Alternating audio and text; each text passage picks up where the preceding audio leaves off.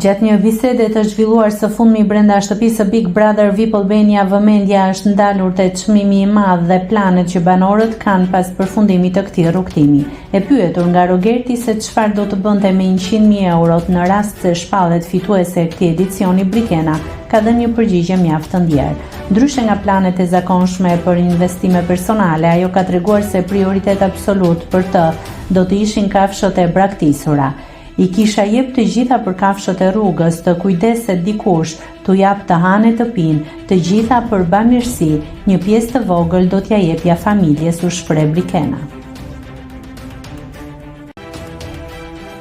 Nëse klikoni mbi butonin subscribe, do t'ju shfaqen të gjitha publikimet tona. Ju ftoj t'i bëni subscribe kanalit, të pëlqeni videot dhe të lini komentin tuaj.